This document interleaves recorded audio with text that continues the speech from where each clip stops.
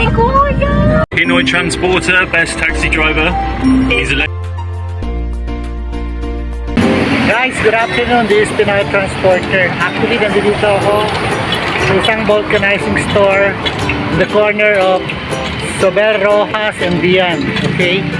Lumalambot yung gulong ko, kaya isip kong pa-check up. Share ko na sa inyo kung anong mga dapat natin obserbahan sa pagpapalit ng gulong. Okay? Baka maaari makatulong.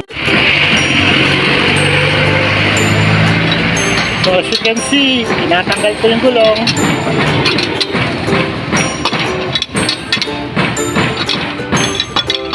Make sure na bago nyo patagdal yung gulong, kalapat siya sa lupa. Okay? And that's the time.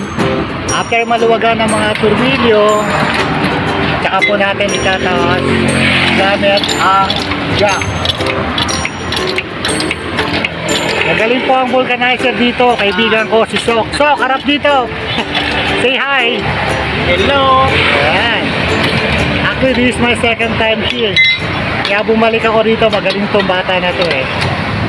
Sabi ko, tulungan natin yung mga manunood ko para makita nila yung proper way. Kung ano ba dapat nilang obserbahan pag nagpapavulcanize sila. Okay?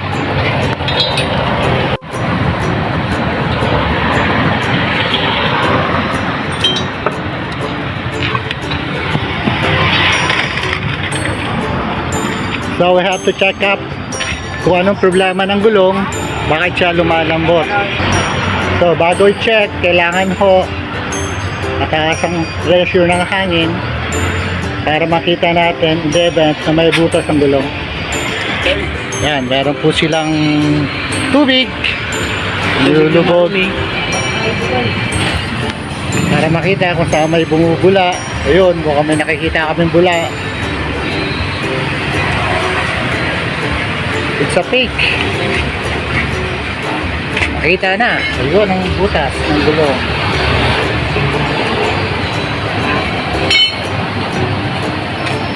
So pag nakita po ang butas ng gulong, yan, mamatkahan. Okay? So nakita po natin may butas ang gulong. Natanggalan ng hangin. Okay?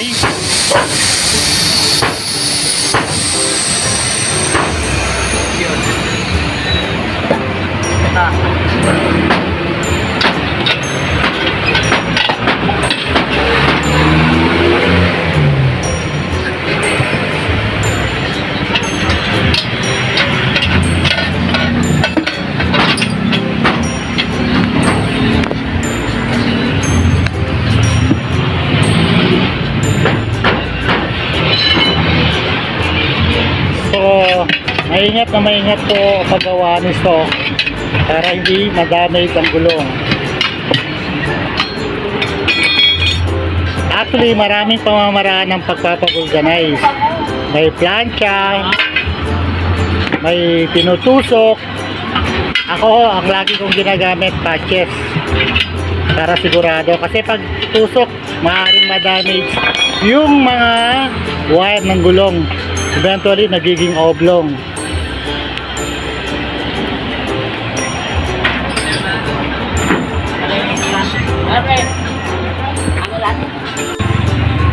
So, may maliit na butas pero it's very inconvenient. From time to time, lumalambot po yung gulong.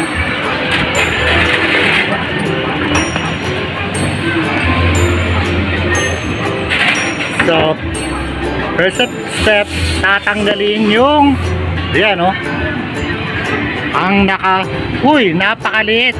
Naging dahilan. So you will see, nililinis yung parts na may butas para kapag dinikitan ng patches, siguradong dikit na dikit.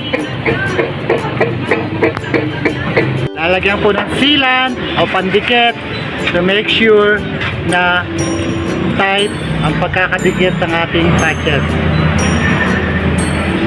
Ganun lang po kasimple ang pagpapavulcanize. Basta marunong at magaling yung vulcanizer nyo, sigurado kayo. So after a few seconds po na matuyo yung pandikit, yan, kakabit na po yung patch Okay? Sigurado po yan na makaka-assure kayo na wala nang butas ang inyong gulong.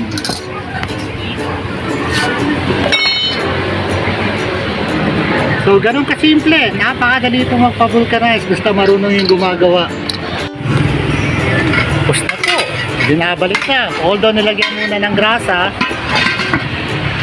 as a protective shield para makatulong na hindi sumingaw yung gulong.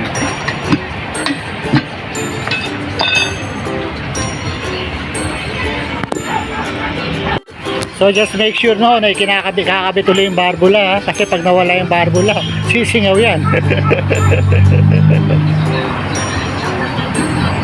Oh, hangin na uli.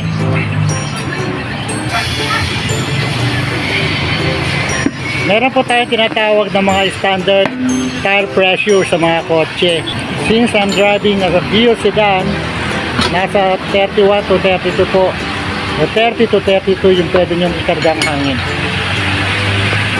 At sinuswerte pa kayo, pwede kayo humingi na libreng takip. O kasama na yan sa servisyo. Pwede kayo po uli natin kung wala nang butas. Nasaan yung may X? May tanda na ito. Mabura na. Yun. Busan mo nga. O yun. Wala na ho siyang bula. Ibig sabihin, tamalan na yung butas.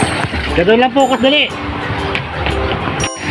So, babalik na po yung gulong na binulcanize. Just make sure na tama po lahat ng tornilyo kinabit.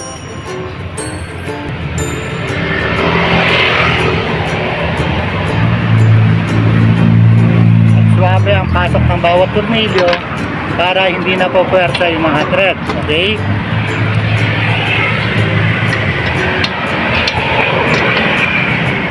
Nihigpitan po pero temporary pa lang yan.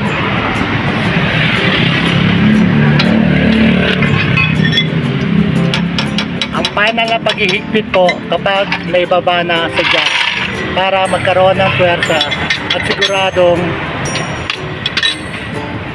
mahigpit pagkawit ng ating mga tornilyo. So that's it folks. Tapos na tayo. Okay? Ganun po kadali ang pagpapavulcanize ng gulong. Pasok! Invite ko sila! Maraming salamat. Okay? Thank you. Sige, salamat. So guys, tapos na. Sa few minutes natapos ang vulcanizing. Kung may time kayo at natada kayo dito sa corner ng Dian, Sever Rojas, okay? Yung pangalawang vulcanizing store, nandito lang pa sila. Isa pa, alam nyo ba, mura silang maningil. Usually, ang patches sa ibang mga vulcanizing ranges from 100 to 150. Dito, alam nyo kung magkano? 60 pesos lang. Napakamura ng bulk service dito, kaya dinadayo namin to.